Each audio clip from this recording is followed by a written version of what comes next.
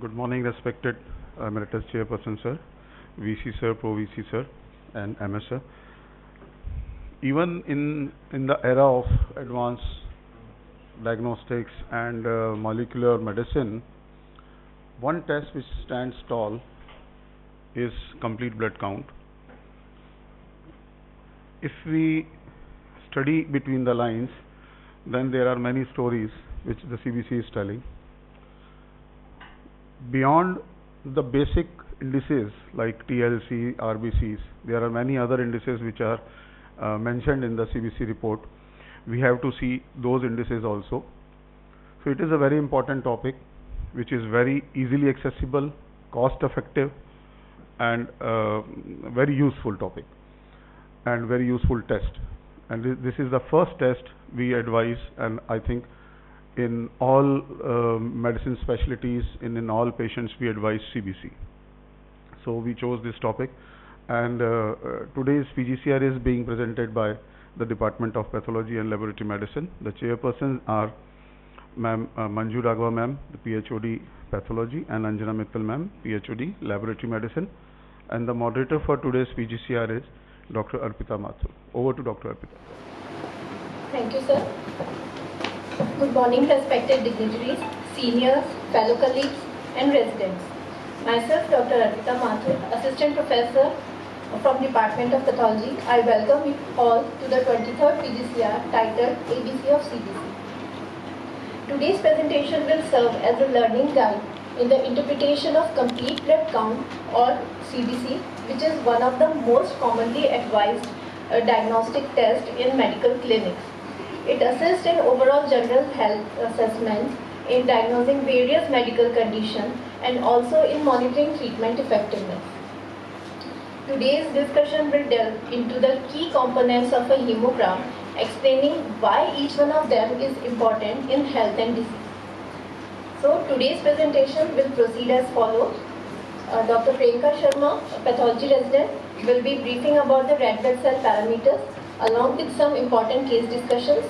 Dr. Ayushi Puniya, a pathology resident, will be discussing the white blood cell parameters along with platelet indices and some related cases. Dr. Ayushi Agarwal, pediatric resident, and Dr. Ankit, medicine resident, they will also be discussing some noteworthy cases which are frequently seen in the medical clinics. Although the topic is very broad, but we have tried our best to condense it effectively. So I request Dr. Priyanka to start the presentation.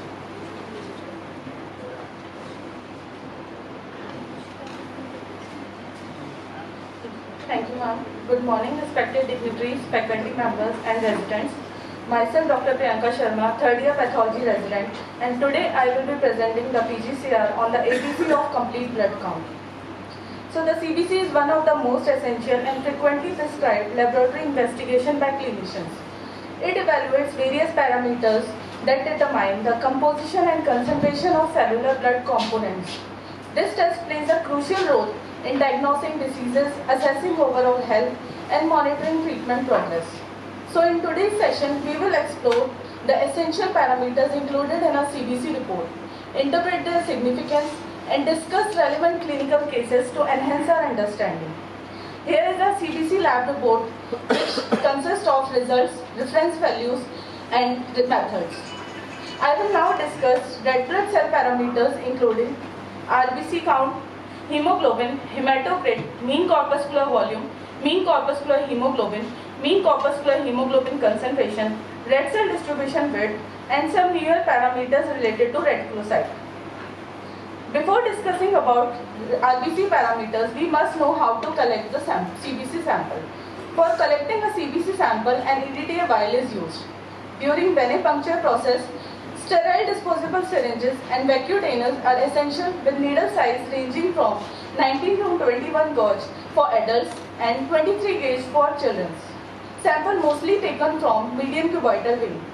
The tourniquet must be released as soon as blood begins to flow into the EDTA vial connected to the vacutainer. Once the blood is drawn, the syringe should be disposed of in a designated white container. To thoroughly mix the blood with the anticoagulant, the tube should be gently inverted 7 to 8 times. Proper labeling of the sample with the patient's name, age, sex, unique identification number is important. The sample should be transported within 20 to 30 minutes to the lab and stored at a temperature of 2 to 8 degrees centigrade to preserve its integrity. And reporting is done after receiving the sample in the lab. Now these are the advanced 7-part hematology analyzer machines, which includes differential leukocyte count, nucleated RBCs and reticulocyte count, which we are using in our pathology lab for evaluation of CBC. These machines are based on two principles. The first one is the Coulter principle, which is used for counting and measuring cells or particles in a fluid. Blood cells are poor conductor of electricity. When they pass through an aperture, it produces an impedance. Each time a cell or a particle moves through this opening, it momentarily interrupts the electric current, creating a pulse. The height of the pulse indicates the volume of cell and number of pulse indicate the number of cells, ensuring precise blood cell analysis and hematology instruments. The second principle is the flow cytometry, which works by passing cells through a laser beam, measuring light scattering to determine size and granularity, and detecting fluorescence for multi-parameter analysis. This allows precise identification and classification of blood cells based on their physical and chemical properties, aiding in accurate diagnostics. Now, these are the normal adult red cell related reference ranges that are followed in our lab. And here are the red cell related reference values in different pediatric age groups, which are also fitted in our software according to age and gender. Now, what is hemoglobin? It is a highly specialized intracellular erythrocyte protein responsible for transporting oxygen from lungs to tissues for oxidative metabolism. Normal values of hemoglobin in adult men is 13 to 17 gram per deciliter and in women is 12 to 15 gram per deciliter. And the values of hemoglobin and RBCs below the normal value in that age and gender indicates anemia. So, the WHO has updated its classification of anemia in 2024. Anemia in adult male is diagnosed when hemoglobin levels falls below 13 gram per deciliter, while in non-pregnant females, it is defined as hemoglobin levels under 12 gram per deciliter. Mild anemia ranges from 11 to 12.9 gram per deciliter in adult men and 11 to 11.9 gram per deciliter in adult non-pregnant females. Moderate anemia from 8 to 10.9 gram per deciliter and severe anemia below 8 gram per deciliter for both the categories. Now, based on etiology, anemia is categorized into decreased red cell production, increased red cell destruction, blood loss and increased plasma volume. Now let's see the causes under these headings one by one. Decreased red cell production, which includes acquired causes like in pluripotent stem cell failure, includes aplastic anemia, anemia of leukemia and of myelodysplastic syndrome, anemia associated with marrow infiltration in post-chemotherapy. Erythroid progenitor cell failure includes pure red cell aplasia, endocrine disorders. Functional impairment of erythroid and other progenitors due to nutrition and other causes includes megaloblastic anemia, iron deficiency anemia, anemia of chronic disease and inflammation, anemia of renal disease. And these are the hereditary causes, which includes pluripotent stem cell failure, erythroid progenitor cell failure and functional impairment of erythroid and other progenitors. Increased red cell destruction, in which acquired causes includes mechanical causes in which microangiopathic, macroangiopathic, parasites and microorganisms are there, antibody mediated in which worm type autoimmune hemolytic anemias, cold agglutinin disease, hypersplenism and red cell membrane disorders. Hereditary causes includes hemoglobinopathies, red cell membrane disorders, red cell enzyme defects and porphyrias. Blood loss is seen in acute blood loss and splenic sequestration crisis. Increased plasma volume seen in pregnancy and athletes. Now, erythrocytosis. What is erythrocytosis? It means there is increase in RBC mass or hemoglobin or hematocrit level above the normal range for that age and gender. Let's see causes of erythrocytosis. So, primary polycythemia seen in polycythemia vera. Secondary erythrocytosis includes high altitude, chronic lung disease, carbon monoxide poisoning, hepatocellular carcinoma, renal cell carcinoma, cyanotic congenital heart disease. Now, spurious polycythemia seen in dehydration, diuretics, smoking, gas box syndrome. Now we will move on to hematocrit, also known as packed cell volume. It is a ratio of volume of erythrocytes to that of blood, whole blood. Normal value in men is 40 to 50% and in women is 36 to 46%. These are the various red cell indices, which includes mean corpuscular volume, which indicates the size of RBCs, mean corpuscular hemoglobin, which indicates about the color of RBCs, and mean corpuscular hemoglobin concentration when increased indicates increased concentration of hemoglobin in RBCs found in hereditary spherocytosis and autoimmune hemolytic anemias. Now, on the basis of MCV and MCH, we morphologically classify anemias into three categories. When MCV is less than 80 femtoliter, MCH is less than 27 picogram, it is known as microcytic hypochromic anemia. And the causes are iron deficiency anemia, sideroblastic anemia, anemia of chronic disease, thalassemia syndromes. And when MCV is 80 to 100 femtoliter, MCH is more than equal to 27 picogram, it is normocytic normochromic anemia. And seen in anemia of chronic inflammation, anemia of renal disease, hemolytic anemia, acute blood loss, and sickle cell anemia. When MCV is more than 100 femtoliter, it is macrocytic anemia, and non-megaloblastic causes are aplastic anemia, chronic liver disease, and alcoholism. And megaloblastic causes includes vitamin B12 deficiency, folate deficiency, and myelodysplastic syndrome. Now, what is red cell distribution width or RDW? It is defined as an effective degree of anisocytosis. What is anisocytosis? It is defined as a variation in size of RBCs. So, normal value is 11.6 to 14%. There are causes of increased RDW seen in iron, B12 or folate deficiency, dimorphic anemia, sideroblastic anemia, hemolytic anemia, and myelodysplastic syndrome. Now, I will be discussing some cases related to RBC parameters. Case 1, a 28-year-old female presented with fatigue and pallor for 4 months. This is the CBC. Can anyone from the audience interpret about this case?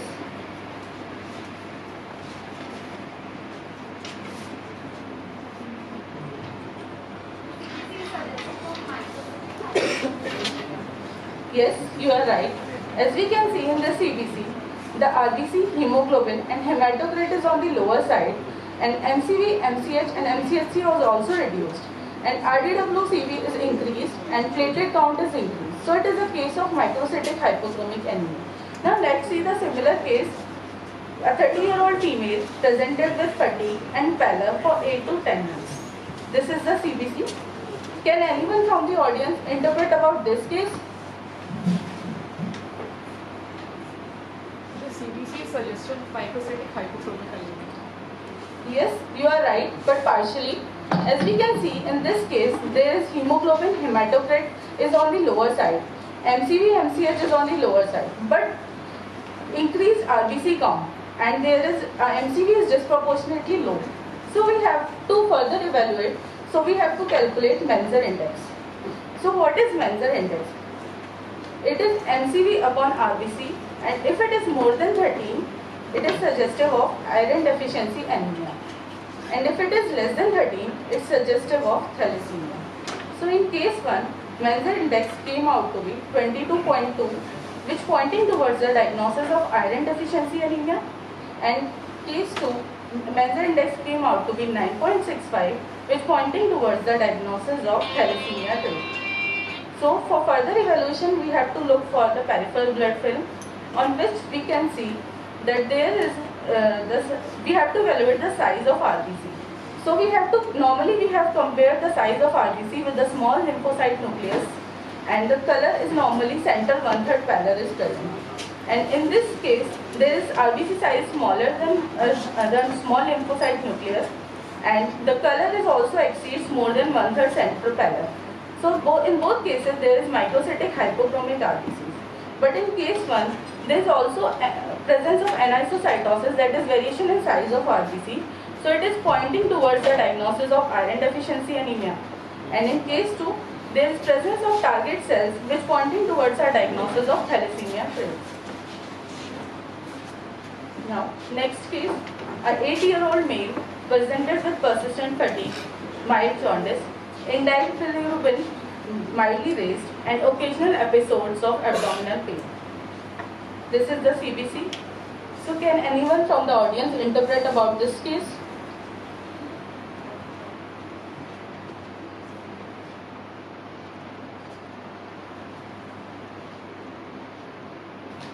So as we can see in this case, there is reduced hemoglobin, RBC count and hematocrit with normal MCV and MCH, and RDW is raised. But there is one uncommon thing, that is MCHC is raised.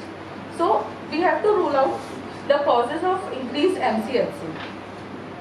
So the causes of increased MCHC are autoimmune hemolytic anemia and hereditary spherocytosis. So we have to further evaluate on peripheral blood examination. So on peripheral blood examination, we can see the presence of spherocytes. So what are these spherocytes? Normally RBC exhibits a biconcave shape, but spherocytes are small round red cells with concentrated hemoglobin and a lack of central pallid due to decreased surface to volume ratio. So the likely diagnosis is spherocytosis. For evaluation of further cause, we have to list out the causes of spherocytosis, which includes autoimmune hemolytic anemias, hereditary spherocytosis, glucose 6-phosphate dehydrogenase deficiency, microangiopathic and macroangiopathic hemolytic anemias, hemolytic transfusion reactions, ABO incompatibility, and hypersplenism. Now, next case, a 35-year-old female presented with jaundice and dark urine since 1 week with increase in indirect bilirubin. This is the CBC. So, can anyone from the audience interpret about this case?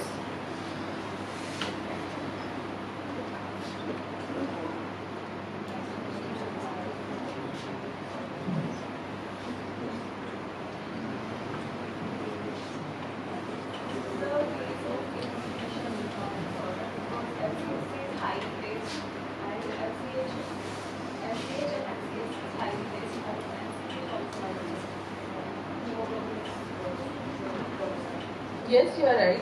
As we can see in this case, that hemoglobin and hematocrit is on the lower side, but MCV, MCH and MCHC are markedly elevated. And there is also RBC count is very disproportionately low in comparison to hemoglobin. So it may be a cause of agglutination. So we have to further rule out the cause on the basis of peripheral blood examination, on which we can see that there is a presence of clumping of RBCs. So it is a case of agglutination. So we have to further rule out the causes of agglutination. So causes of agglutination includes autoimmune hemolytic anemia, cold agglutinin disease, blood transfusion reaction, infections like mycoplasma pneumoniae and Epstein-Barr virus. So on taking further history, we found that she had an episode of viral infection 2 to 3 weeks prior. So the cause of agglutination in this case is infection associated. Next case, a 45-year-old male, vegetarian, presented with fatigue, pallor, glossitis and numbness since 2 to 3 months. This is the CBC. Can anyone from the audience interpret about this case? In this CBC, we can see that RBC in this is like MCV is raised. MCV is raised, MCH is raised, and all the WBC counts are decreased, HB also decreased, platelets are low on the lower side, and that is pancytopenia. So probable diagnosis is macrocytic anemia. Yes, you are right. In this case, we can see that there is decrease in RBC, hemoglobin and hematocrit. But MCV and MCH are raised, and WBC and platelet is also on the lower side, but decreased absolute neutrophil count. So it is a case of pancytopenia by presenting macrocytic anemia. So we have to rule out the peripheral blood examination, on which we can see the presence of macrocytes, macroovelocytes and hypersegmented neutrophils. confirming a diagnosis for megaloblastic anemia. Case 6. 55-year-old male presented with headache, red plethoric face, itching particularly after hot water bath since 5 to 6 months. This is the CBC. Can anyone interpret about this case?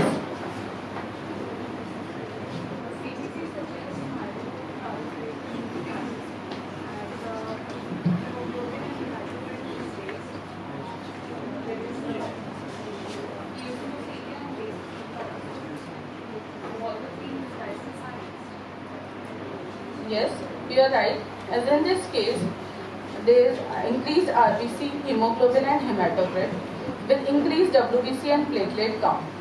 And there is increased neutrophilia with basophilia, monocytosis and eosinophilia.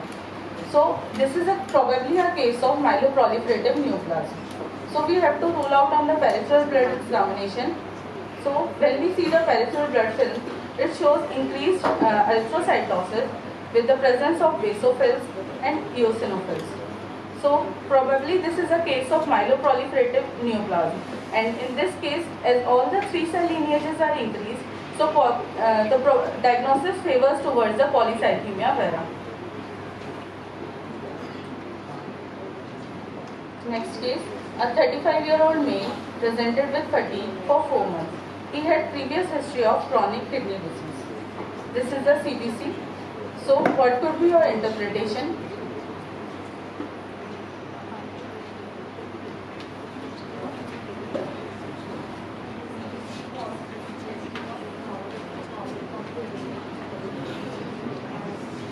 HB is low, RBC indices is low, and HCP is low. So, yes, you are right. In this case, that RBC, hemoglobin and hematocrit is on the lower side, and WBC platelet is within the normal limit. And all the red cell indices, MCV, MCH and MCLC is within the normal limit. So it is a case of normocytic normochromic anemia. For further evaluation, we have to look for the peripheral blood film, on which we can see that the size of RBC is equivalent to the size of small lymphocyte nucleus, and it takes up 1/3 centropala, which is normally present. So it is a normocytic normochromic anemia. And there is also a history of chronic kidney disease, so it is most probably a diagnosis of anemia of renal disease. Now, reticulocyte count. What are reticulocytes? It is a young RBCs containing residual ribosomal RNA. They react with specific dyes like brilliant precise blue or new methylene blue to form blue or purple precipitates of granules. It tells about the degree of effective bone marrow erythropoietic activity. It is useful, cost-effective test to monitor anemia and response to therapy. Normal reticulocyte count is 0.5 to 2.5%. So, correcting the reticulocyte count is essential in cases of severe anemia, because the reticulocyte percentage can be misleading.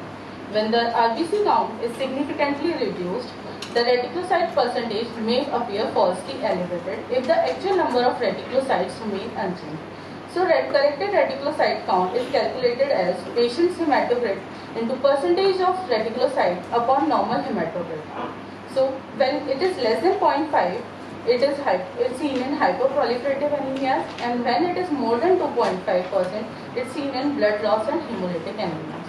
So we have to understand this importance with an example. Like if a patient has reticulocyte percentage of 5.8%, hematocrit is 15.2%. So we take normal hematocrit is 45%.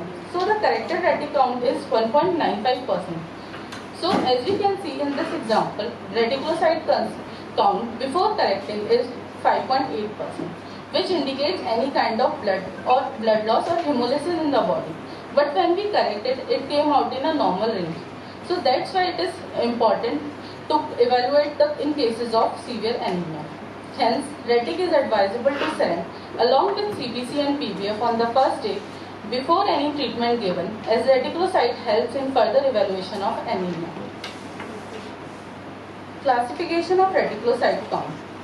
When it is low or normal, it is seen in decreased or ineffective RBC production and seen in iron deficiency anemia, sideroblastic anemia, vitamin B12 deficiency, folate deficiency, myelodysplastic syndrome, chronic liver disease, and thalassemia. And high is seen in due to excessive RBC loss, seen in acute hemorrhage and hemolysis. In extrinsic causes includes membrane defects, hemoglobinopathies, enzyme deficiencies, and extrinsic causes includes immune hemolytic anemias and microangiopathic hemolytic anemias. Now, some newer parameters are introduced like reticulocyte hemoglobin. So, it is the hemoglobin content present inside the reticulocytes. It reflects iron availability in the bone marrow. Normal range is 28 to 36 picogram. It helps in early detection of iron deficiency anemia or chronic anemia. It also depicts about the response to iron therapy. So the increase in red He is an early sign that the body is effectively using the iron to make hemoglobin. Immature reticulocyte fraction is newly released reticulocytes upon total reticulocytes. It is an indicator of bone marrow erythropoietic activity. Normal range in male is 3 to 15.9%, in female is 2.3 to 13.4%. So when there is low reticulocyte count and low iron, it suggests aplastic anemia, and when there is high retic count and high iron, it indicates hemolytic anemia. It also helps in monitoring early engraftment post bone marrow transplantation. This is the CBC with IRF report that ordered and includes immature reticulocyte fraction, reticulocyte percentage, absolute reticulocyte count, and reticulocyte hemoglobin. So now I would like to call Dr. Ayushi for further discussion about WBC and platelets. Two questions. What's the difference between CBC and hemogram?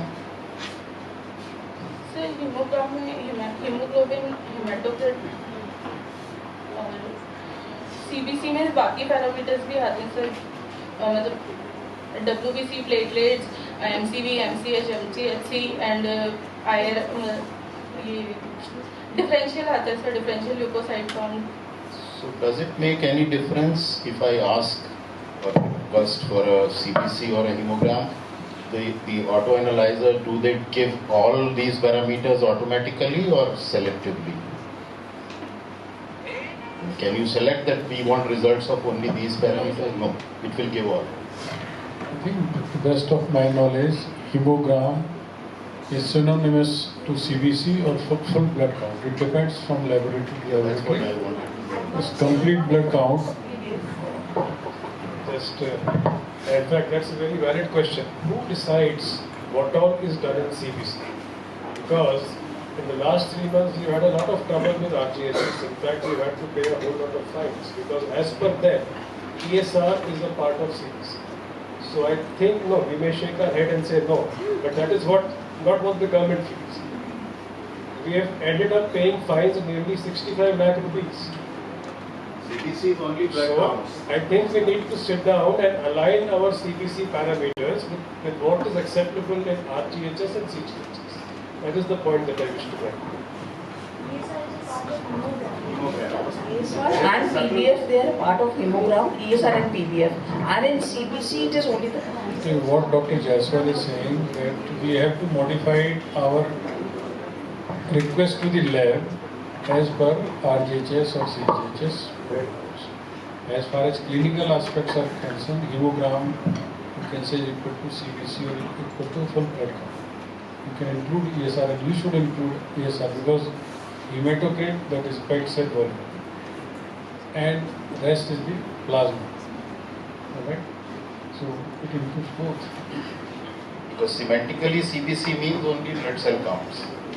And as Dr. Jaiswal said, ESR is probably not part of CBC, it is part of hemoglobin. My second question is, you said that the sample... पहले विंट्रोस tube use करते थे, we use to meet ourselves. तो दोनों करते थे उसमें. Western green में अपन सिर्फ ESR लेते थे और इसमें ESR भी लेते हैं और EC भी लेते हैं. Second question is that you said that after collection of the sample, it should reach the lab in 20 to 30 minutes. Do we have audit of our timing? Is it possible? Do we record the timing of sample collection? Sir, it is being done, the audits are being done. and usually within 30 minutes there are lapses, yes, but majority of the time it is reaching. Because after the JCI inspection, as was posted in the group, now they want to study the key performance indicators, KPIs. This will be one of the KPIs, that out of 100 samples which are collected in the hospital, how many are reaching the lab within 20 to 30 minutes.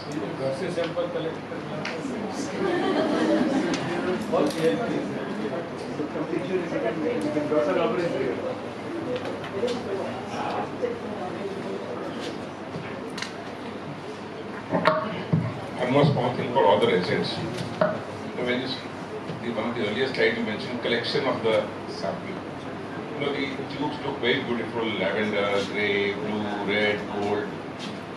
The significance of colors, every resident must know in which tube to collect. It is not just any random tube you can collect. Because if you want a citrated blood, or you want EDTA, or you want for the plasma studies, or you want for the glucose studies, there are different samples to be collected in different. So in this case, which tube did you use? So what color of the... Purple. Because this is important, the sequence of collection also becomes important over there. When the colored tubes are there, when you are drawing the sample, you need to put them in that sequence so that the blood can be drawn accordingly. All the residents must know this by heart.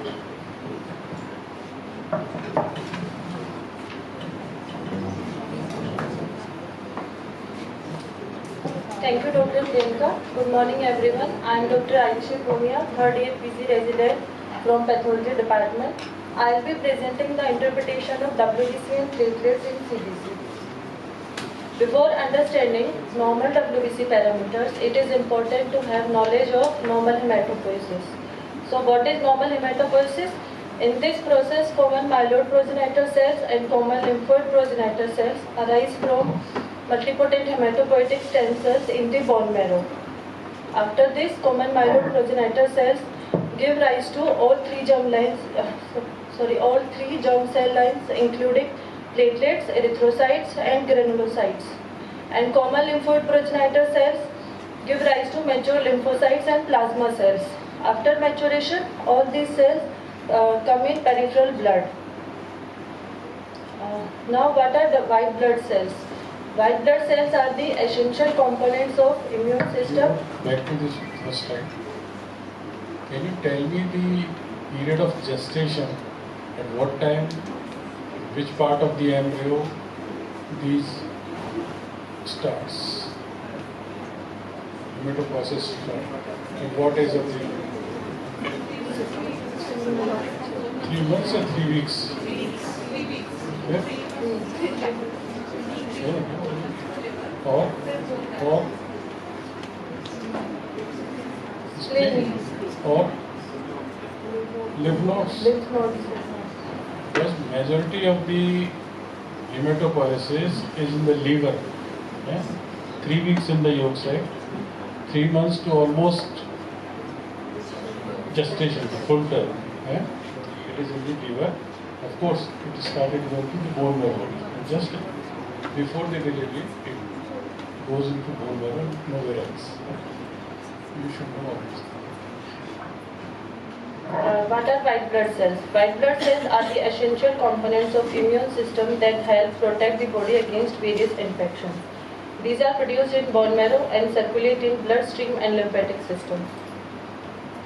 The normal range of WBC count in adults is 4 to 10 into 10 is to power 3 per microliter, and the differential leukocyte count of neutrophils is 40 to 80%, and the absolute value is 2 to 7 into 10 is to power 3 per microliter, and lymphocytes comprise 20 to 40%, and their absolute count is 1 is to 3 into 10 is to power 3 per microliter. Monocytes are 2 to 10%, eosinophils 1 to 6%, and basophils less than 1%. Test में कितनी polymorphonuclear हैं, polynuclear हैं? Some neutrophils are also known as polymorphonuclear cells. About 40 to 80%. Eosinophils are they not polynuclear? Neutrophils and eosinophils. So 3. Granules, these are known as basophils. Granules And mononuclear? Monocytes and lymphocytes. This image shows variation of WBC count with their absolute and differential count according to various age group including from birth up to 12 years of age.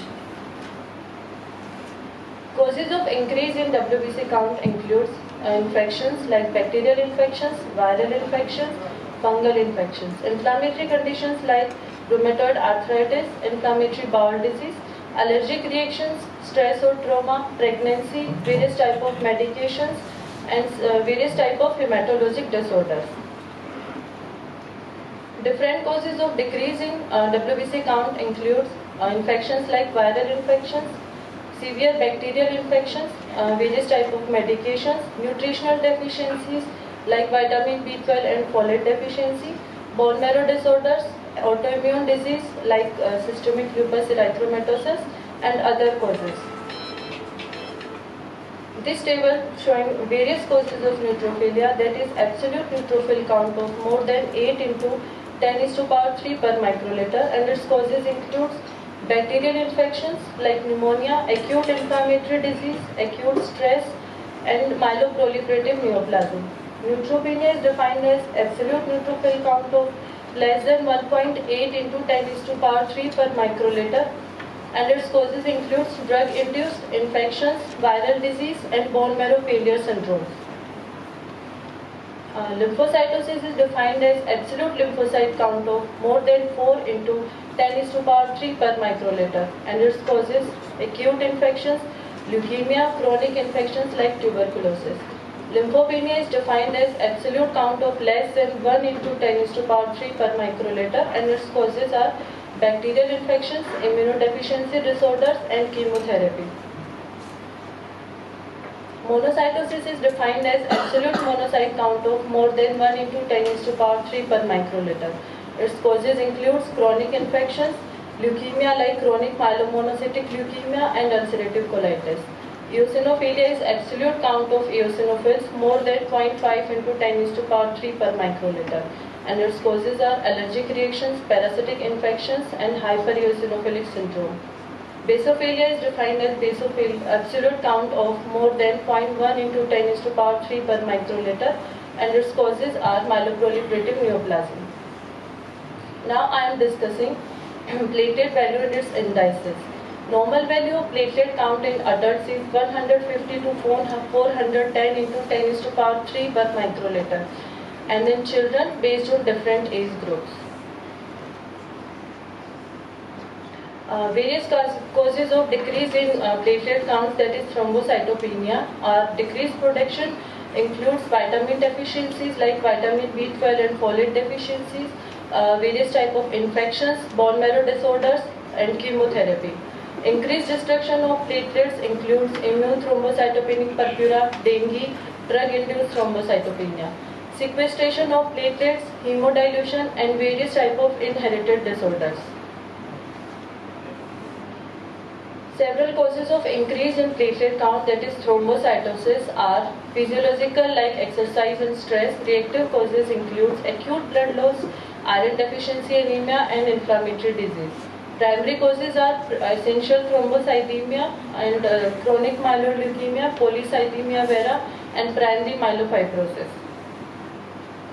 What is mean platelet volume? It measures average size of platelets, and normal value is 7.5 to 10.5 femtoliter. It assesses bone marrow activity. Increased value of MPV indicates active platelet production, and decreased value of MPV indicates impaired thrombopoiesis. Immature platelet fraction. It is a proportion of young and newly released platelets in the circulation. IPF is analyzed by the method of fluorescence-based flow cytometry to differentiate immature from mature platelets based on their RNA content. Normal range is 1 to 7%, and IPF is an indicator of bone marrow thrombopoietic activity. Low IPF indicates hypoproductive type of thrombocytopenia that includes acute leukemia, aplastic anemia. And hyperdestructive type of thrombocytopenia is high IPF, and it includes dengue and ITP.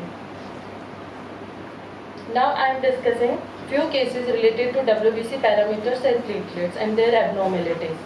My first case of a 32-year-old male patient present with high-grade fever for 6 days, and his CBC revealed increased WBC count along with other indices within the normal range like hemoglobin and RBC indices and platelets, and the differential leukocyte count shows increased percentage of neutrophils with absolute neutrophil count increased and increased percentage of immature granulocytes.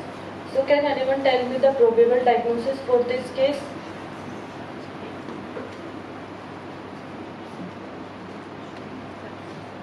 WBC counts are increased and the neutrophils are absolute neutrophils are also increased. Immature granulocytes are increased. This is a probable diagnosis of neutrophilic leukocytosis. Yes, you are right. It is a case of neutrophilic leukocytosis with mild left shift. So for the further confirmation, the peripheral blood smear of this case shows increased percentage of neutrophils along with toxic granules within them, and the differential leukocyte count for this case shows mild left shift in the form of myelocytes and metamyelocytes. So according to these findings, it is a case of neutrophilic leukocytosis with left shift. My next case of a 51-year-old male patient presented with fatigue, weakness, dyspnea, feeling of fullness of abdomen since 3 to 4 months. CBC revealed marked increase in WBC count, that is leukocytosis, reduced hemoglobin level, RBC value and hematocrit, and normal RBC indices with increased platelet count and increased mean platelet volume. And the differential leukocyte count for this case shows increased percentage of neutrophils along with increased absolute count, increased eosinophils and basophils, and increased percentage of immature granulocytes. So according to these findings, can anyone tell me the probable diagnosis for this case?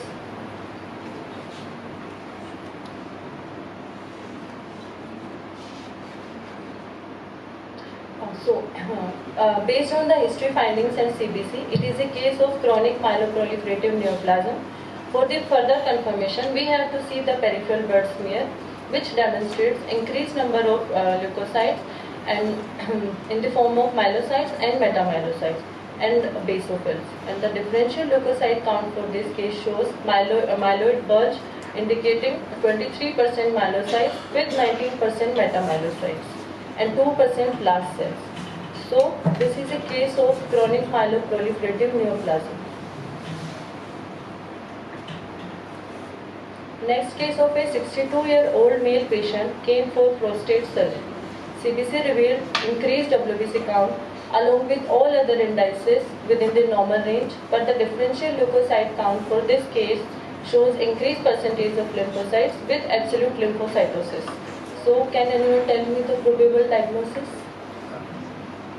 Since the WBC count is increased and there is absolute lymphocytosis, so the probable cause could be chronic lymphoproliferative disorder. Yes, you are right. According to history and CBC findings, it is a case of chronic lymphoproliferative disorder, and the peripheral blood smear for this case shows increased number of lymphocytes, and these are mainly mature lymphocytes along with smudge cells in the peripheral blood smear. So according to these findings, it is a case of chronic lymphoproliferative disorder. Next case of a 36-year-old male patient came for pre-operative checkup for appendicectomy. His CBC revealed all the indices including WBC, RBC, hemoglobin, MCV, NCH within the normal range, and differential leukocyte count is also within the normal range, but marked thrombocytopenia with increased mean platelet volume. So can anyone tell me the interpretation for this case?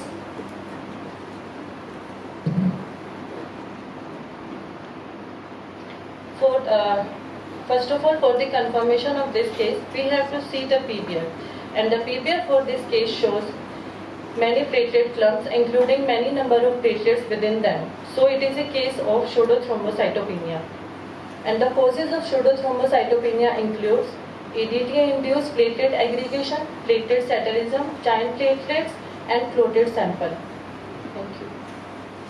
Now I would like to call Dr. Ayushi from Pediatrics department for further case discussion.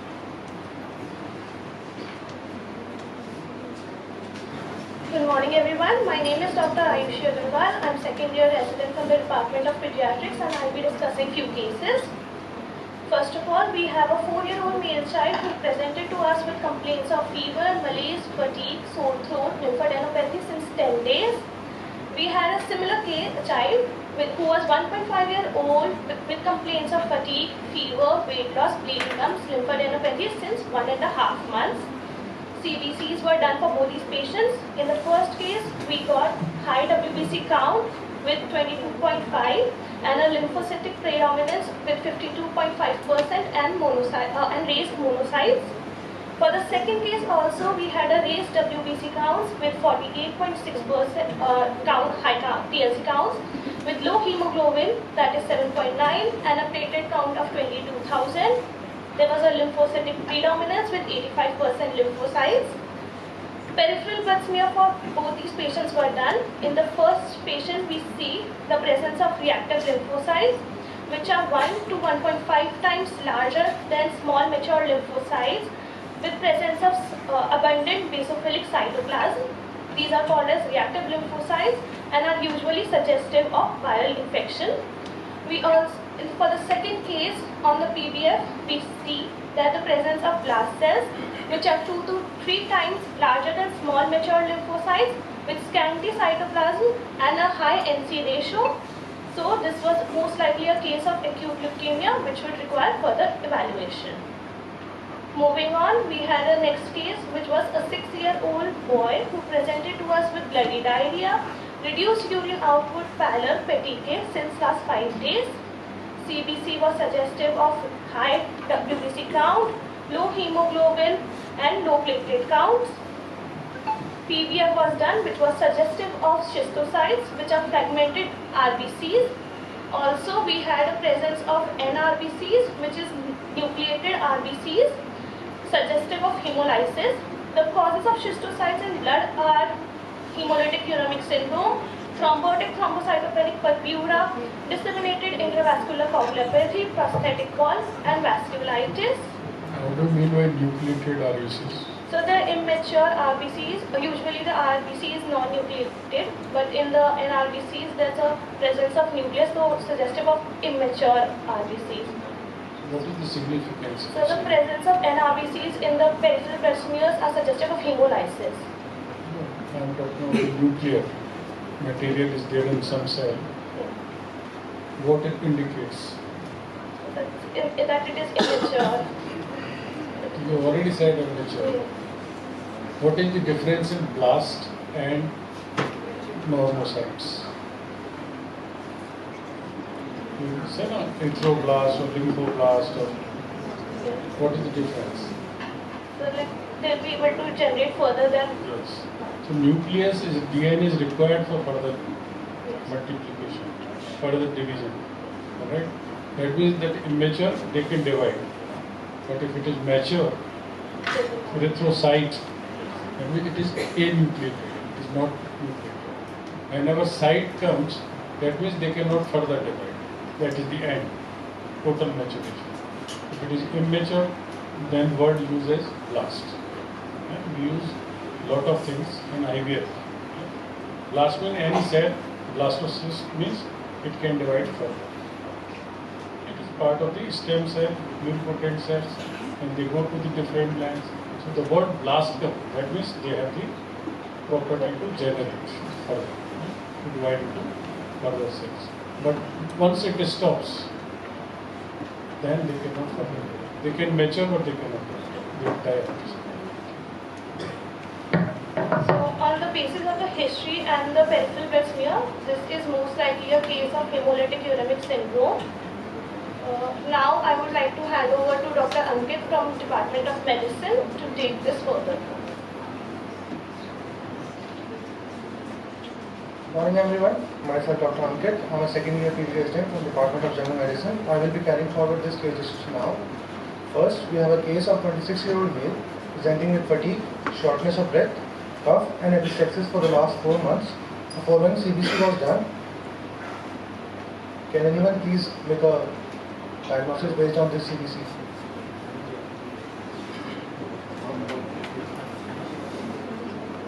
In this Pancytopenia sort of things, huh? Yes. Aplastic or something like that. Yes, sir. In this CBC, we can see there is a presence of leukopenia along with anemia and thrombocytopenia. In the following PBF which was done, we can see there is decreased number of leukocytes as well as decreased number of RBCs. Thus, a diagnosis of pancytopenia was done. एक बात मैं सारे residents को बताना चाहूँगा कि जो 3 parameters हैं, red blood cell count, haemoglobin and acid unit of pet cell, they go either they go up और they go down, they in Synchrony, ठीक है ना. While the indices MCV, MCH, MCSC, they will further differentiate. But majority of the time you see that like here if the RBC has gone down, HB has gone down, SCT has also gone down. Okay? Now we must discuss what is pancytopenia. Pancytopenia is a combination of anemia, leukopenia and thrombocytopenia with a hemoglobin of less than 13.5 gram per deciliter in males and less than 12.5 gram per deciliter in females. A total leukocyte count of less than 4 into 10 raised to power 9 per liter and platelet count of less than 150 into 10 raised to power 9 per liter. Now, the causes of pancytopenia can be divided based on bone marrow cellularity. It can be either pancytopenia with hypocellular bone marrow, for which the causes are acquired aplastic anemia, constitutional aplastic anemia such as Fanconi anemias, leukemic leukemias and copper deficiency. Next. कितने type की bone marrow होती है? Sir, it can be either a hypocellular bone marrow, it can be a cellular bone marrow, or it can be some hypo. Adult में कहाँ होती है bone marrow? हर bone marrow में होता है क्या? All bones have the bone marrow. What are the bone marrows? Vertebra, the ribs. Central. Vertebral column, 3 bones हैं. और the ribs. Yes, that is central part. Plus humerus and the head of the femur. That's it. But in the children, in the newborn, all the bones have the red bone marrow. All the active bone marrow is there. No pain, no fat there. Okay? Next, it can be pancytopenia with cellular bone marrow, for which the causes can be primary bone marrow diseases such as myelodysplastic syndromes, paroxysmal nocturnal hemoglobinurias, bone marrow lymphomas, or they can be secondary to systemic diseases such as systemic lupus erythematosus, hypersplenism, B12 deficiency, folate deficiency.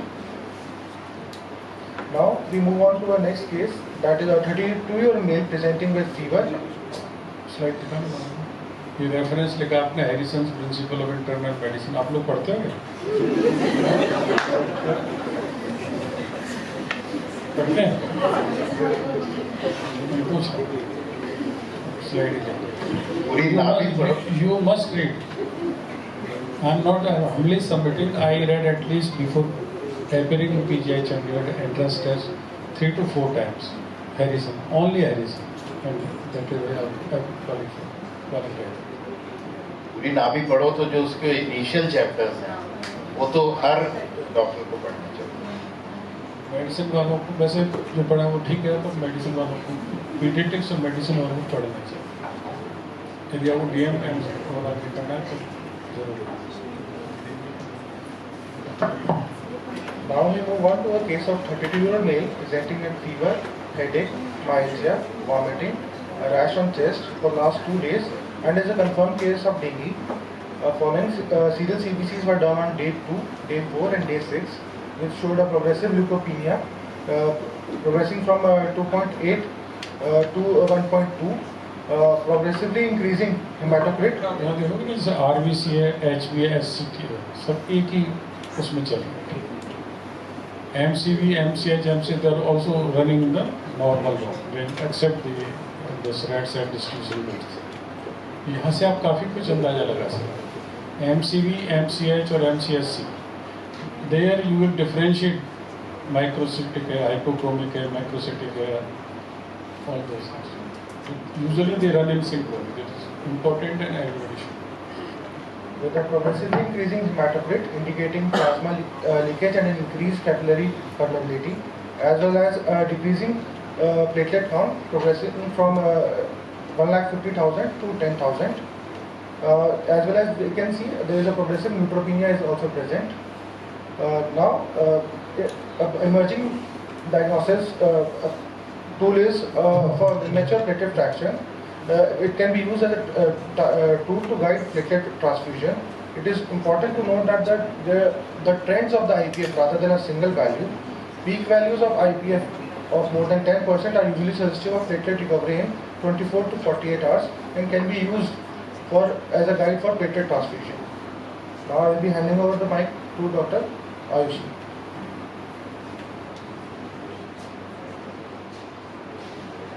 Now I will be discussing few causes of error in CBC, which are pre-analytical, analytical and post-analytical. Pre-analytical causes include inadequate patient identification, wrong collection tube, insufficient mixing of blood with the anticoagulant, drawing blood from an IV line, and delayed transport to the lab, mislabeling or unlabeled samples. Analytical causes are calibration error like instrument related, reagent contamination, instrument malfunction, and sample issues, operator mistakes. Post-analytical causes include data transmission error and reporting errors. Now I would like to go to Dr. Arpita.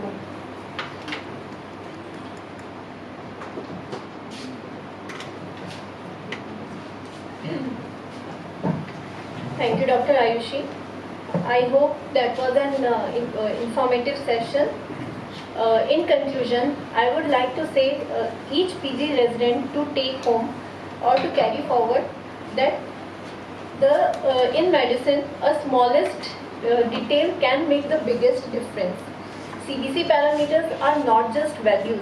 These are the clues that need to be interpreted together. So, a thorough analysis of all the CBC parameters and an integrated approach is essential to reach to a conclusive diagnosis. Secondly, I would like to emphasize on the importance of the first sample. The first sample is the foundation on which an accurate diagnosis is built upon. It provides a baseline data for comparison. So, a first sample should always be taken before starting any treatment or transfusion. This is particularly important in cases of suspicious case of anemia.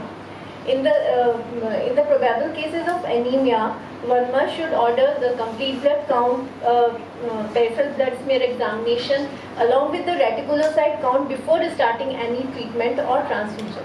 Not only accurate diagnosis, but the prognosis and response to therapy. You can compare with the first sample. And in addition to the traditional test, we have certain newer parameters that enhance the diagnostic approach. In this, we have CBC plus IPF, that is immature platelet fraction, and CBC plus IRF, that is immature reticulocyte fraction. These enhance the diagnostic approach in the cases of thrombocytopenia and anemia respectively. They also help in predicting the treatment outcomes.